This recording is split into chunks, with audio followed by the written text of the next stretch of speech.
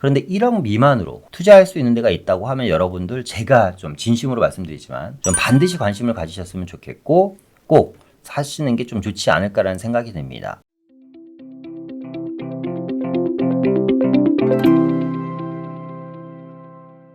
안녕하세요. 부동산 경제학의 황현입니다. 최근에 부동산 시장의 화두 중에 하나가 GTX잖아요. 이 GTX A, B, C, D 라인이 있는데 그 중에서 가장 개통이 빠른 게 GTX A 라인입니다. 불과 2년 후면 GTX A 라인이 완전 개통이 된다고 합니다. 이 GTX A 라인에는요, 아파트뿐만 아니라 많은 재개발 구역들이 있습니다. 이 재개발 구역들을 여러분들이 관심을 가지시면 지금 GTX 라인들이 대부분 아파트 가격이 폭등을 했단 말이에요. 그래서 그 지역에서 들어가서 살고 싶거나 투자를 하시고 싶어도 자금이 부족하거나 가격이 너무 많이 올라서 투자를 못 하시는 분들도 상당히 많으실 겁니다. 하지만 재개발 쪽에 관심을 가지신다면 그래도 소액으로 그 지역에 새 아파트 입주권을 받으실 수 있는 기회가 있지 않을까라는 생각이 들어서 오늘은 2년 후 개통 예정인 GTX A 라인의 전체적인 재개발 시장에 대한 현황 분석을 한번 해보는 시간 갖도록 하겠습니다. 일단은 GTX가 A 노선과 B 노선과 C 노선이 있습니다. 그 중에서 우리는 2년 후 개통 예정인 GTX A 노선에 대한 이야기를 하려고 하는데요. 최근 몇 년 동안 이 수도권 아파트 가격은요, GTX 접근성이 결정한다고 해도 상당히 무방하다라고 말씀드릴 수 있습니다. 이 GTX 역세권 주변, 운정이나 킨텍스, 대고, 특히 이제 이 성남, 용인, 동탄 같은 지역들이죠. 이 GTX 역세권 주변의 아파트 가격은 웬만한 서울 지역의 아파트 가격을 능가하고 있습니다.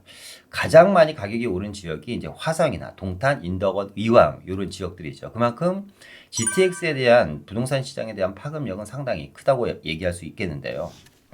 특히 이 GTX A 노선 같은 경우는요, 제가 봤을 때 전체적인 GTX 노선 중에 상징성이 상당히 크다. 상징성이 크다라고 말씀드릴 수 있습니다. 자, 왜냐면 가장 먼저 이제 개통을 하고, 서울역과 삼성역, 그러니까 이 외곽 지역에서 서울역과 삼성역을 출퇴근하려면 적어도 1시간 반에서 2시간씩 걸렸던 시간, 물리적인 시간을 15분, 20분 안에 단축시킬 수 있는 게 이제 현실로 되는 겁니다.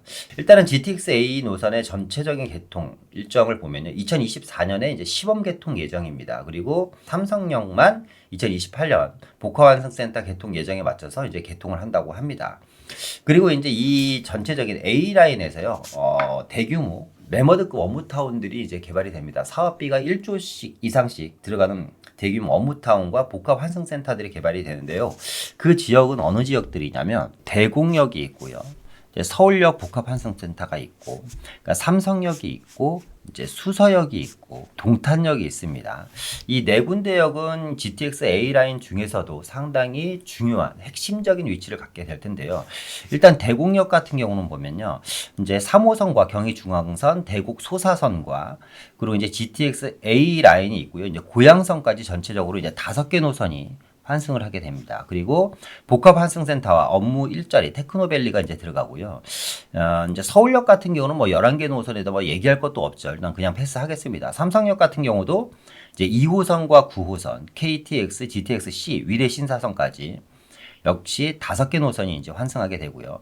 영동대로 지하화와 복합 환승센터가 이제 같이 개발이 됩니다. 이제 수서는 이제 수서 역세권 개발 사업을 하죠. 3호선 분당선, KTX, SRT, GTX A 노선까지 들어가고 역시 업무주거 복합단지로 개발되면서 복합환승센터가 들어갑니다. 또 이제 동탄역이죠. 마지막에 경기 남부권에 있는 동탄역 같은 경우도 KTX와 SRT, 인덕원에서부터 수원까지 이제 이어지는 라인이 하나 또 들어가고요. 동탄 1, 2호선까지 그리고 복합환승센터와 테크노밸리, 업무타운이 함께 이제 조성이 됩니다. 그래서 전체적으로 크게 이 네 군데의 복합환승센터가 들어간다 정도를 일단 알고 계셨으면 좋겠고요. 아래쪽에서부터 쭉 올라가면서 한번 재개발에 대한 이야기를 해보겠습니다. 동탄역은 사실상 그냥 패스할까 합니다. 재개발을 하는 곳이 없습니다. 그 다음은 이제 용인역입니다. 용인 같은 경우는 이제 구성역 쪽에 용인 역세 이제 플랫폼 시티가 이제 함께 개발되죠. 이 용인 구성역을 기준으로 왼쪽에 들어서는 이 용인 플랫폼 시티는요, 사업비만 무려 5조 9천억이 넘습니다. 대규모 사업이고요. 판교급으로 아마 조성되지 않을까라는 생각이 들고 이 자리에 산업과 상업 주거, 문화, 복지 공간의 자족 도시가 개발이 됩니다. 이 교통혁명으로 얘기하고 있는 GTX A 호재와 플랫폼 시티의 시너지가 합쳐진다면 이 용인 지역은 제가 봤을 때 아직까지는 좀 저평가되어 있지 않나라는 생각이 들어요. 그래서 죽전이라든가 보정, 특히 이제 구성역은 얘기할 것도 없고요. 신갈이나 기흥역 주변에 있는 아파트들도 같이 영향권에 있지 않을까. 재개발은 아니지만 제가 이 플랫폼 시티에 대한 이야기는 잠깐 하고 넘어가겠습니다. 최근에 3월 16일 날 용인 플랫폼 시티 개발 계획 수립이 이제 고시가 됐고요. 이 용인 구성역을 기준으로 이제 위쪽에는 이제 판교가 있고요. 판교가 있고 아래쪽에는 이제 동탄이 있죠. 동탄도 역시 복합환승센터가 들어가면서 업무타운이 조성됩니다. 왼쪽에는 수원 삼성이 있고요. 그죠? 그리고 오른쪽에는 하이닉스가 있습니다. 하이닉스가 있습니다. 그러니까 판교 업무타운과 삼성타운과 동탄 업무타운과 하이닉스타운 중간에 또 대규모 업무타운이 들어가다 보니까 과거에 이 신분당선 위주의 용인 가격들이 주도를 했다면 앞으로 이 분당선 위주의 분당선 라인 위주로 또 가격들이 또 치열하게 경쟁을 하지 않을까라는 생각이 들고요. 지금 이 용인 플랫폼 시티를 중심으로 죽전이나 보전, 구성, 신갈, 기흥 같은 곳에 아파트 투자를 중소형보다는 만약에 하신다고 하면 중대형 위주로 하실 거를 좀 권해드리고 싶습니다. 아직까지 중대형들이 상대적으로 덜 오른 것 같습니다. 앞서 얘기한 것처럼 뭐 재개발은 아닌데요. 그냥 대규모 개발 호재가 있어서 개발 계획이 잡혀 있기 때문에 제가 용인 플랫폼 시티에 대해서 잠깐 언급을 해봤습니다. 자, 계속해서 보겠습니다. 계속해서 올라가면 이제 성남역이 나오죠. 성남 같은 경우는 말 그대로 재개발 대마왕입니다. 재개발 대마왕. 일단은 GTX 노선은 판교로 들어오죠. 판교는 현재 경강선과 분당선 두 개 노선이 있고요. 판교 같은 경우는 현재 경강선과 분당선 두 개 노선이 있는데 앞으로 이 지역이 어마어마하게 발전이 됩니다. 제가 얼마 전에 왕십리 지역에 대한 영상을 찍을 때도 말씀드렸잖아요. 교통이 들어오면 무조건 일자리가 들어오고 일자리가 들어오면 교통이 들어오게 돼 있다. 일자리와 교통은 상호 협력적인 관계이기 때문에 떨어뜨려 놓고 진행될 수가 없습니다. 지금 1, 2 판교 테크노밸리가 완성이 됐고 이제 3 테크노밸리가 이제 공사를 하고 있고요. 지금 현재 두 개 노선인데 GTX 포함해서 8호선 판교가 이제 연장이 되고요. 성남 도시철도 1호선이 지금 이제 또 진행 중입니다. 현재 타당성 조사 진행 중이고요. 위례에서 내려오는 이제 동삼선, 위례 3동선이죠. 위례 3동선이 2021년 4차 국가철도망 구축 계획에 포함이 되어 있고, 월판선이 또 예정이 잡혀 있습니다. 그렇기 때문에 현재 두 개 노선인데 앞으로 4개 노선이 더 들어와서 총 6개의 노선이 이루어지는 지역이다. 판교는 얘기할 것 없고 분당과 이제 재개발이 진행 중인 이 8호선 라인의 구시가지인 구성남 지역에 대한 이야기를 해볼까 하는데 이 구성남 지역 같은 경우도 앞으로 어마어마한 미래가치, 지금도 많이 올랐습니다만 저는 지금보다 더 높은 미래가치가 있다고 생각이 됩니다. 한번 보면요. 일단은 구성남 도시정비 사업은요.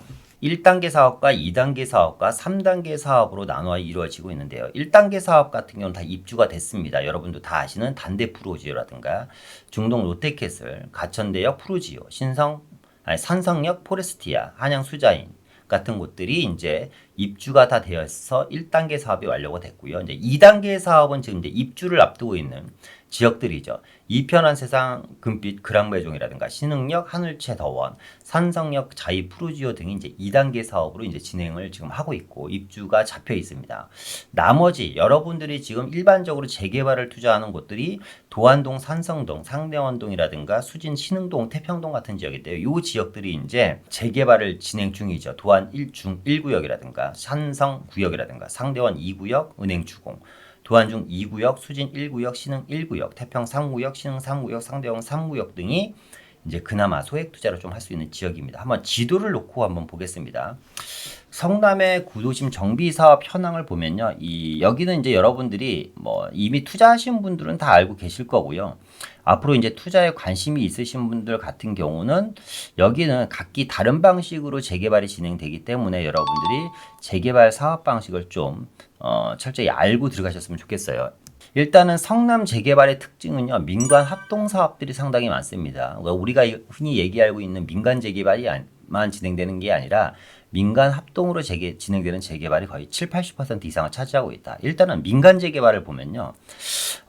산성역 구역, 산성구역이죠. 자리가 제일 좋습니다. 이 자리가 인기가 제일 많고 이 자리가 일단 민간 재개발로 진행이 되고 있고요. 도안 1구역도 역시 민간 재개발로 진행이 되고 있습니다. 그리고 상대원 2구역도 민간 재개발로 진행이 되고 있어요. 말씀드린 것처럼 산성 1구역이라든가 도안 1구역, 도안 중 1구역, 상대원 2구역을 뺀 나머지는 다 뭐냐면 이제 공공재개발이라고 보시면 돼요. 그러니까 민간 재개발은 3개뿐이고 나머지는 공공재개발인데 그 중에서 금강 2구역 같은 경우는요 30, 80 플러스 사업으로 진행되다 보니까 여기 같은 경우는 지금 진행을 했었던 지역입니다. 지금 확정은 아니고 후보지인데 3080 플러스 사업은 이제 2021년이죠. 2021년 6월 29일자로 권리 산정 기준일이 잡혀 있습니다. 이 지역은 신축이든 구축이든 아무것도 사지 못합니다.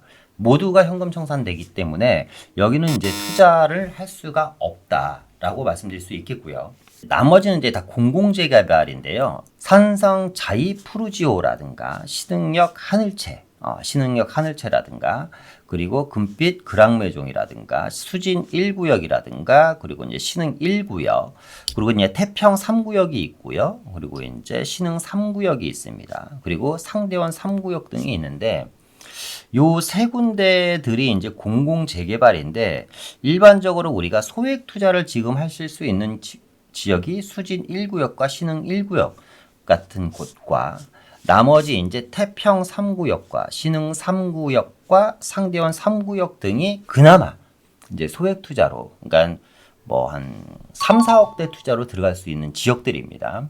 일단 수진 1구역과 신흥 1구역 같은 경우는 구역 지정이 현재 되어 있는 상태고요.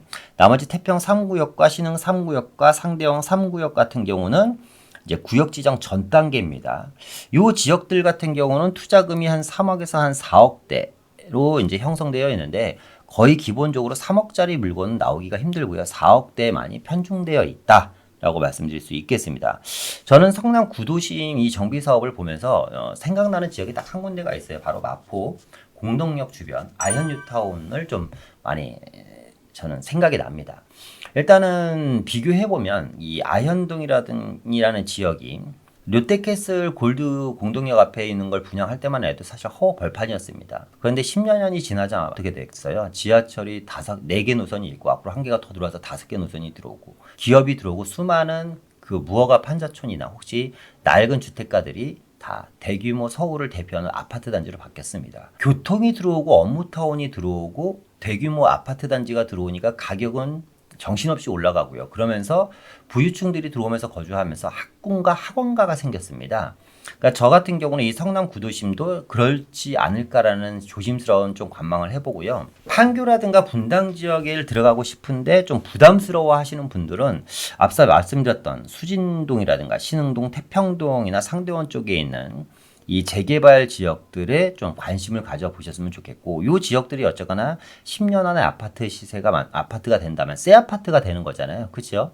그렇다고 하면 어쩌면 분당 판교급과 어깨를 나란히 할 정도는 되지 않을까. 물론 어느 정도 격차는 있겠지만 이 지역도 서울의 웬만한 지역보다 높은 아파트 가격들을 형성하고 아마 치고 나갈 거라고 생각됩니다. 그래서 저는 지금의 아파트 시세보다 앞으로 미래의 아파트 시세가 훨씬 더 밝다. 결국 이 재개발이라는 거는 아파트 시세를 따라가기 때문에 어떤 분들은 많이 비싸다고 생각하실 수도 있지만 저는 아직도 추가적인 여력이 충분히 있다라고 말씀드리고 싶습니다. 그래서 성남 구도심에 대한 이야기를 한번 해봤고요. 계속해서 올라가면 그 다음 정거장이 어디냐면 수서역입니다. 수서역 같은 경우는 앞서 얘기한 것처럼 수서역 플랫폼 시티 사업이 어마어마하게 이제 크게 진행이 되고요. 오른쪽에는 이제 송파, 잠실, 가락동, 문정동 쪽이 있습니다. 이 지역은 재개발이 없죠. 그런데 여기서 눈에 띄는 재개발이 하나가 있죠. 어디죠? 일원동입니다. 대청마을 일원동 쪽에 있는 재개발 구역을 한번 가보도록 하겠습니다.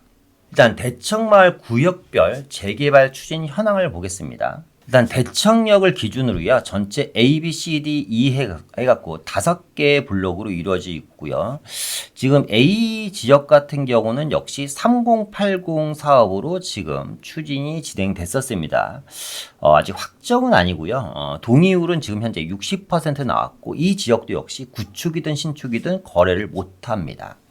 그리고 이제 B 지역 같은 경우는요, 과거 이제 신속통합 1차에서 동의율이 무려 63%가 나왔습니다. 그런데 아쉽게도 안 됐죠. 제가 봤을 때 노후도라든가 동의율 조건은 다 맞는데 일부러 안 해준 것 같아요. 강남 집값 상승분 때문에.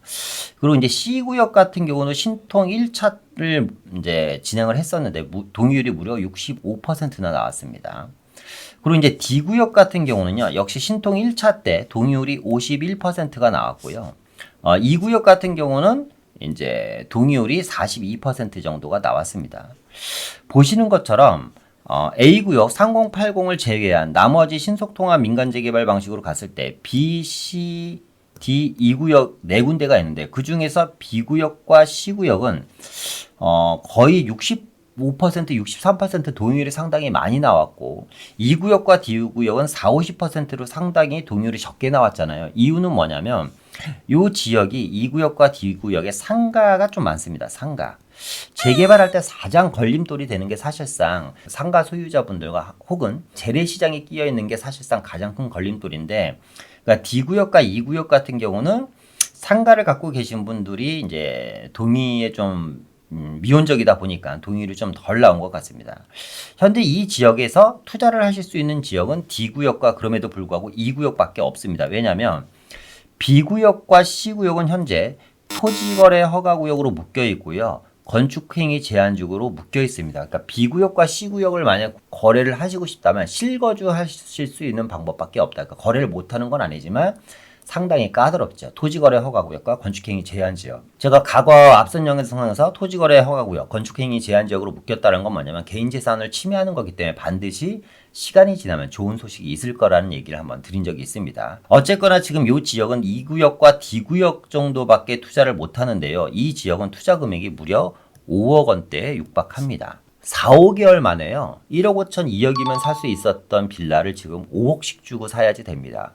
그러니까 재개발은 항상 말씀드리지만 늦을 때가 가장 빠른 때고요. 오늘이 가장 빠른 날, 가장 저렴한 날입니다, 여러분.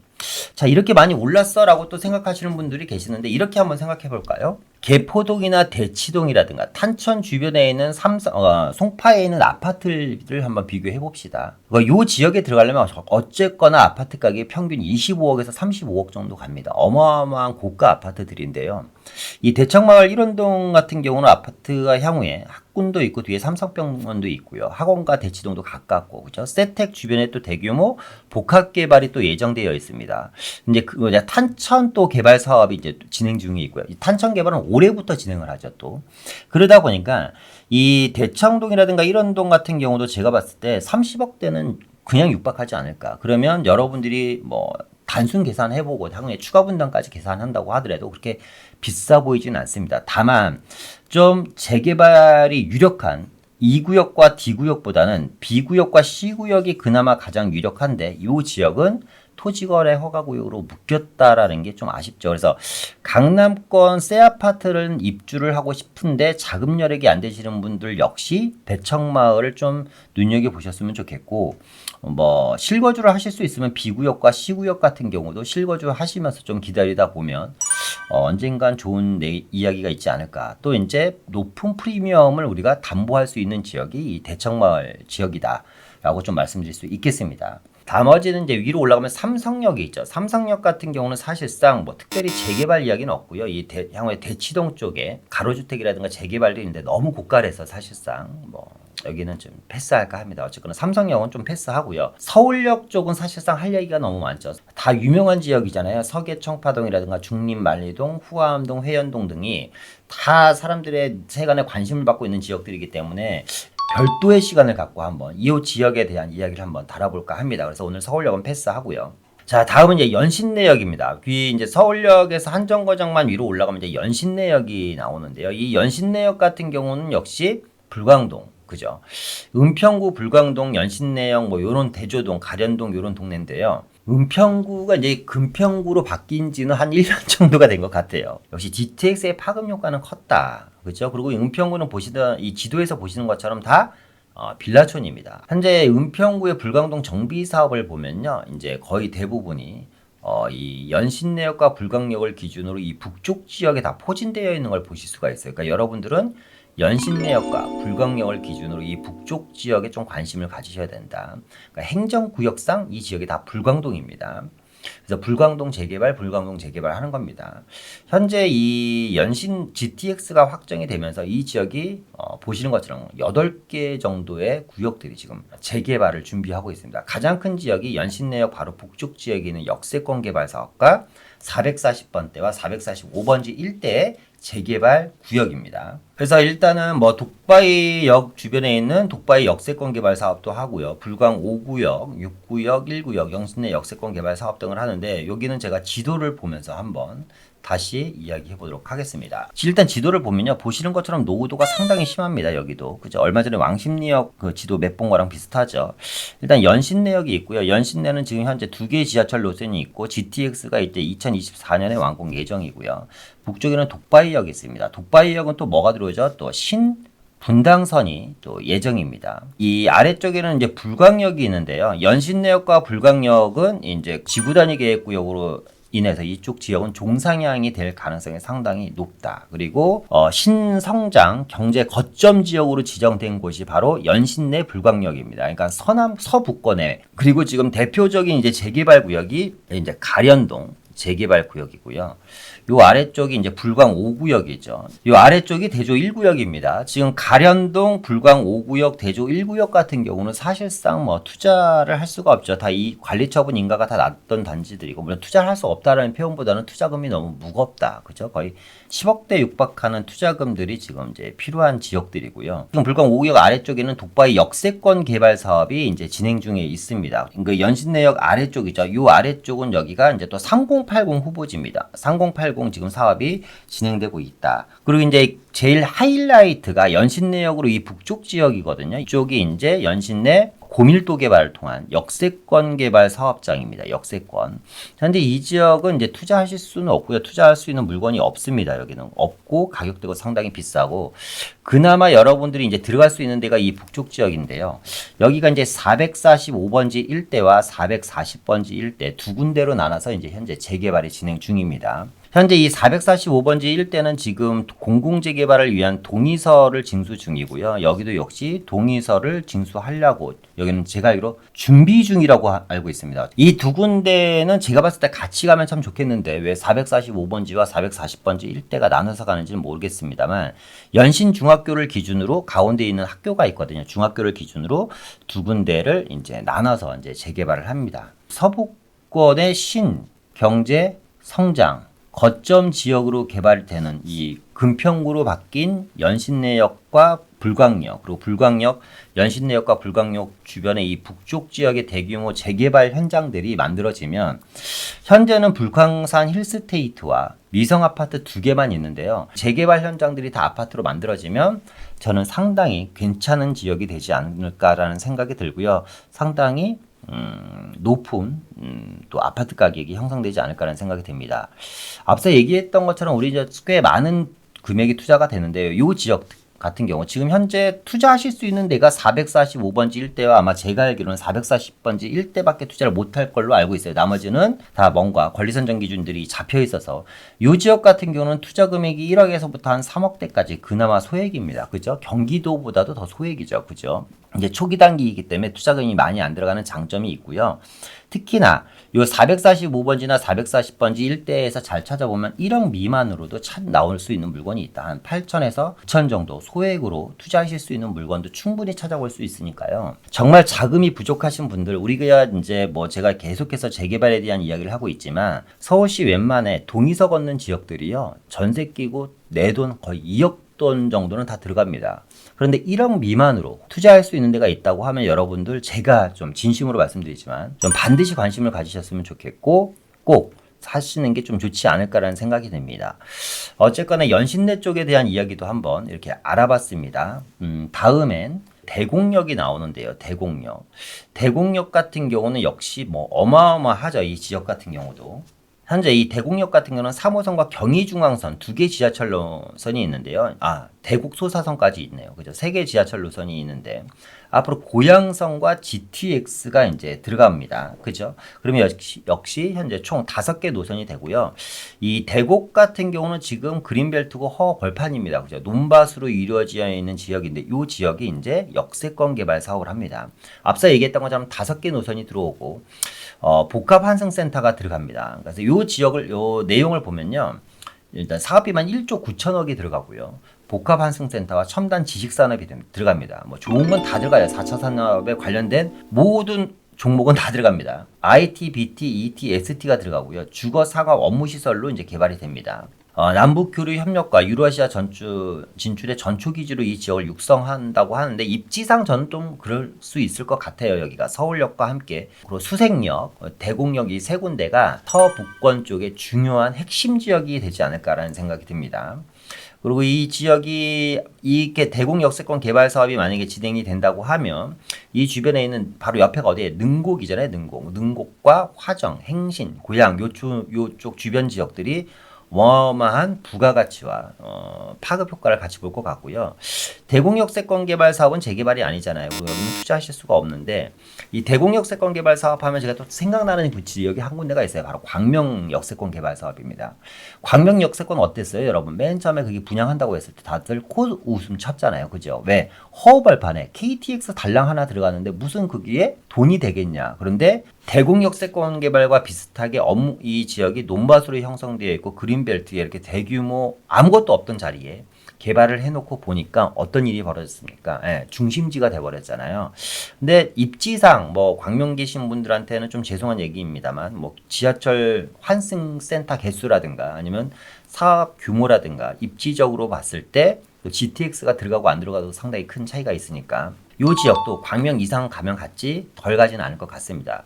그래서 이 대곡역 바로 왼쪽이 이제 뭐예요? 능곡 뉴타운이잖아요. 이 능곡 지역의 재개발에 대한 이야기를 한번 해볼까 합니다. 이 능곡 재개발 구역은요, 일단은 전체 5개 구역으로 이제 나눠져 있습니다. 능곡 1구역이 있고요. 그리고 이제 능곡 2구역이 있고 6구역이 있고 5구역이 있는데 지금 1구역, 2구역, 5구역, 6구역은 2020년 7월 4일 날 토지거래 허가구역으로 다 구역 지정이 됐습니다. 토지거래 허가구역으로 지정이 됐기 때문에 역시 실거주 아니면 못 산다. 그런데 여기 이 동네 가서 보시면 아시겠지만 여러분 실거주 할 수 있는 집이 없다. 사업 속도는 1구역이 이제 제일 빠르죠. 올해 2022년에 이제 9월 달에 이제 두산 위부가 입주 예정에 잡혀 있고요. 나머지 이제 2구역과 그리고 5구역 같은 경우, 2구역, 5구역 같은 경우는 이제 사업 시행인가를 앞두고 있습니다. 그러니까 사업이 상당히 많이 진행됐다. 그러니까 투자 수요가 원체 많이 들어오다 보니까 투기 과열일 예상해서 토지거래 허가구역으로 지정을 했다. 그리고 6구역 같은 경우는 이제 고밀도 개발을 합니다. 고밀도 개발을 해서 주상복합 아파트로 개발한다고 합니다. 그러면 이 능곡 재개발에서 투자를 하실 수 있는 곳은 능곡 3구역인데요. 3구역은 최근에 이제 해지가 된 지역이에요.